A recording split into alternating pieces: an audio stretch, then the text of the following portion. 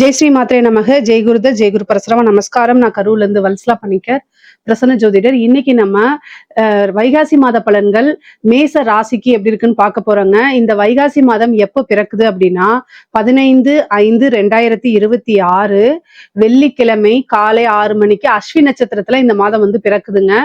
இந்த மாதம் வந்து பாத்தீங்கன்னா அஸ்வினி நட்சத்திரத்துல பிறக்கிறதுனால மேச ராசியில இருக்கக்கூடிய அஸ்வினி நட்சத்திரக்காரர்கள் கட்டாயம் பரிகாரம் பண்ணணும். என்ன பரிகாரம் பண்ணணும் அப்படின்னா, காலையில வெள்ளிக்கிழமை காலையில நேரமா எந்திரிச்சிட்டு வீட்டுக்கு பக்கத்துல இருக்கக்கூடிய ஆலயங்களுக்கு நீங்க போயிடணும். அந்த கோவில்ல போயிட்டு சாமி கும்பிட்டுட்டு நீர்மோறு அங்க வரக்கூடியவங்களுக்கு தானம் கொடுக்கலாம். நீர்மோறு, பானகம், அதே மாதிரி ஏழை எளியவர்களுக்கு செருப்பு நீங்க வாங்கி தானமா கொடுக்கலாம்.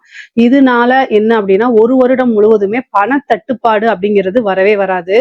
அதே மாதிரி உடல்நிலையில எந்த பிரச்சனைகளும் வராம இருக்கும். நீங்க செய்யக்கூடிய தொழில நல்லபடியா வளர்ச்சிகள் இருக்கும். பொதுவாவே தான தர்மங்கள் அப்படிங்கக்கூடியது உங்களை மட்டும் இல்ல, உங்க குடும்பத்தாரையும் நல்லபடியா வாழ வைக்கும். வம்சத்தை நல்ல வாழையடி வாழையா செழிச்சு வளர வைக்குங்க. அதனால உங்களால என்ன முடியுதோ அதை நீங்க செஞ்சா போதும். அட்லீஸ்ட் ஒரு நீர்மோறு ஒரு 5 பேத்துக்காவது தானம் கொடுங்க. அது ரொம்ப சிறப்பு. நீர்மோரோ அல்லது பானகமோ, இல்ல உங்களால செருப்பு வாங்கி தானமா கொடுக்க முடியும் அப்படின்னாலும் நீங்க தாராளமா பண்ணலாங்க. சரிங்க, இந்த மாதம் எப்படி இருக்கு, மேச ராசி பொறுத்த வரைக்கும் எப்படி இருக்கு அப்படின்னா, நிறைய அற்புதமான பலன்கள் இருக்கு.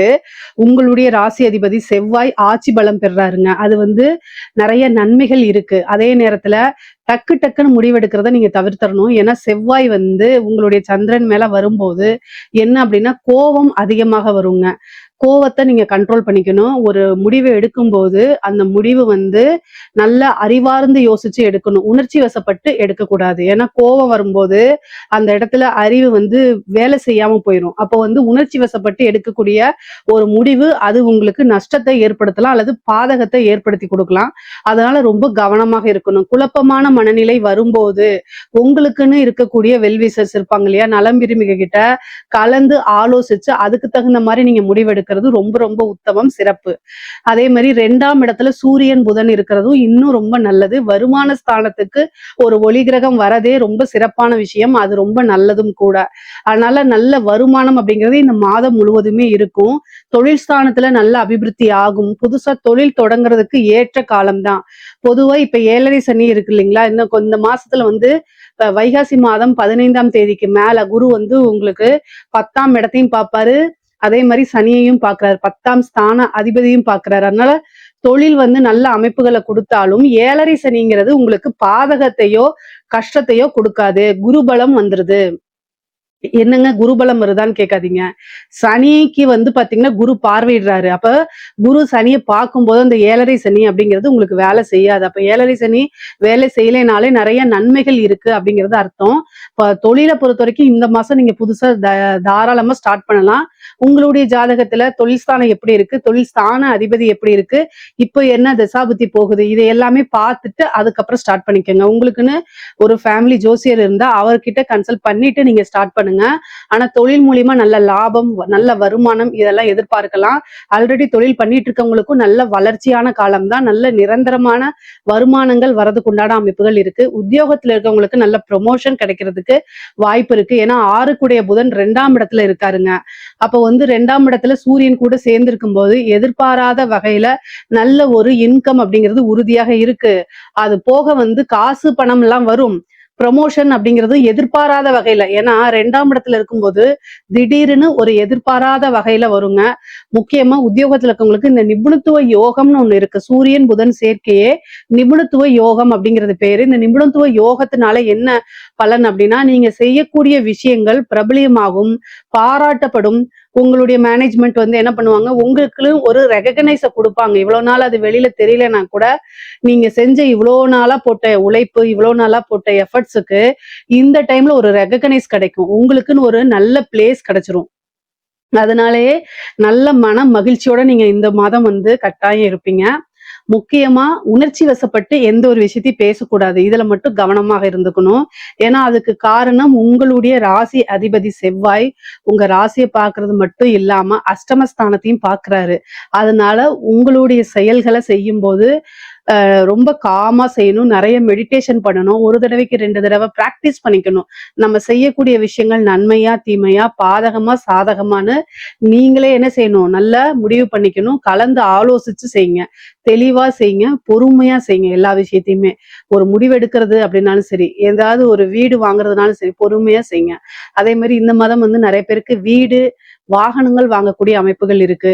மேச ராசியை பொறுத்த வரைக்கும் 4ஆம் இடத்துல குரு வராரு. அதே மாதிரி உங்களுக்கு வந்து சூரியனும் பலமா இருக்கிறாரு இந்த மாதம் 2ஆம் இடத்துல. அப்போ வரக்கூடிய வருமானத்துல ஏதாவது ஒரு விஷயத்துல இன்வெஸ்ட் பண்ணலாம் நீங்க. லேண்ட் வாங்கி போடுறது, தொழிலுக்காக ஒரு வாகனம் வாங்குறது, தொழிலுக்காக இடம் வாங்குறது, இல்ல சொந்த பர்பஸ்க்காக இடம் வாங்கக்கூடியது, இந்த மாதிரி அமைப்புகள் உங்களுக்கு இருக்கு. மேச ராசியில இருக்கக்கூடிய பெண்களை பொறுத்த வரைக்கும் நல்ல அற்புதமான பலன்கள் தான் நான் சொல்லுவேன். செவ்வாய் ஆட்சி பலம் பெறும்போது கணவர் வழி ஆதாயம் அதிகமாக இருக்கு. கல்யாணம் ஆகாத பெண்களா இருந்தா சகோதர வழி ஆதரவுகள் இருக்கு. செவ்வாய் கணவரையும் குறிக்கக்கூடிய கிரகம், அதே மாதிரி சகோதரரையும் குறிக்கக்கூடிய கிரகமா இருக்கனால கணவர் அல்லது சகோதர வழி ஆதரவுகள் பெண்களுக்கு அதிகமாக இருக்கு. அதே மாதிரி அஷ்டமஸ்தானத்தை செவ்வாய் பார்க்கறதுனால வண்டி வாகனங்கள்ல ஓட்டும் போது ரொம்ப ஜாக்கிரதையா கேர்ஃபுல்லா போறது ரொம்ப ரொம்ப நல்லது. முக்கியமான பலன்கள் என்ன அப்படின்னா, ஆடை ஆபரண சேர்க்கை உங்களுக்கு உண்டு. நீங்க செய்யக்கூடிய விஷயங்கள் எல்லாமே சக்சஸ குறிக்கக்கூடியது. நல்ல வருமானம் பார்க்கக்கூடியது. பேசக்கூடிய வார்த்தைகள்ல நிதானமும் தெளிவும் கட்டாயம் அவசியம்.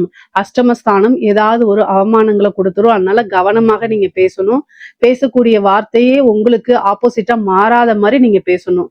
அவ்வளவுதான். 7.5 சனியோடைய பாதிப்புகள் பெரிய லெவல்ல உங்களுக்கு இருக்காது. இஷ்ட தெய்வ வழிபாடு பண்ணிக்கோங்க, குலதெய்வ வழிபாடு பண்ணிக்கோங்க. புதுசா ஏதாவது ஸ்டார்ட் பண்ணணும்னு நினைச்சீங்கன்னா அதுக்கு தகுந்த மாதம் தான் இந்த மாதமா இருக்கனால தாராளமா நீங்க ஸ்டார்ட் பண்ணலாம். அதுல சக்சஸும் ஆவீங்க. முக்கியமா வந்து என்னன்னா, கலைத்துறை சார்ந்தவங்களுக்கு நல்ல வளர்ச்சி. ஏன்னா 2ஆம் இடத்துல சூரியன் இருக்கும்போது நிரந்தரமான வருமானம்னு சொல்லுவாங்க. அதே மாதிரி பேரு புகழுக்கெல்லாம் வந்து சூரியன் தான் காரணம். பிரகாசமா ஒளிக்கக்கூடியது. அப்போ கலைத்துறை சார்ந்தவங்களுக்கு என்னன்னா, பிரபலியமாகக்கூடிய யோகம் இந்த மாதம் இருக்கு. புதனும் உங்களுக்கு கலையை குறிக்கக்கூடிய கிரகம் தான். அதனால நல்ல வருமானம், புது புது வாய்ப்புகள் வர்றது, நிறைய பக்கம் ஊருக்கு போய் நீங்க என்ன செய்யறது, உங்களுடைய ப்ரோக்ராம்ஸ் எல்லாம் ஃபிக்ஸ் பண்றது, இந்த மாதிரி அமைப்புகள்லாம் உங்களுக்கு இருக்கு. நிறைய காசு பணம் வரக்கூடிய மாதமா தான் இந்த மாதம் இருக்கு.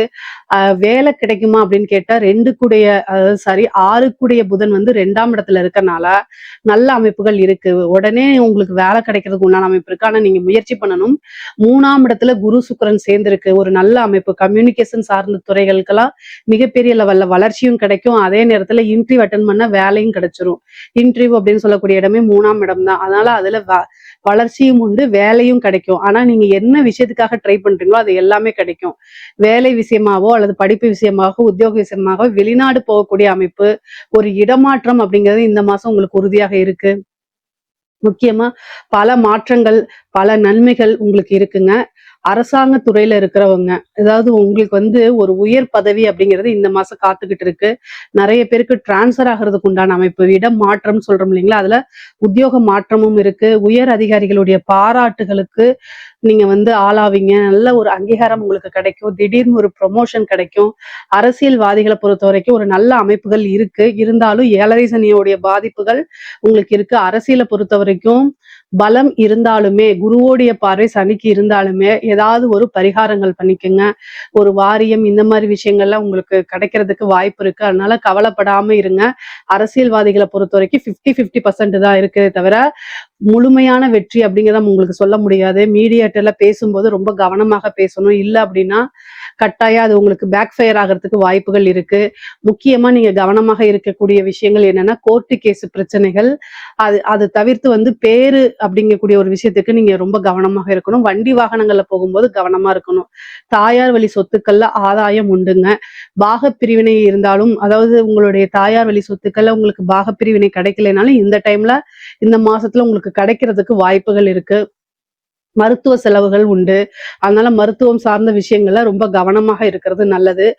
பொதுவாகவே மேசராசிக்கு பொருளாதார உயர்வு அப்படிங்கிறது இந்த மாசத்துல ரொம்ப சிறப்பாக தான் இருக்கு. இதுல ஏதாவது சந்தேகங்கள் இருக்கு அப்படின்னா கமெண்ட்ஸ்ல கேளுங்க. கட்டாயம் நான் ஆன்சர் பண்றேன். நம்மளுடைய சேனலை லைக் பண்ணுங்க, ஷேர் பண்ணுங்க, சப்ஸ்கிரைப் பண்ணுங்க.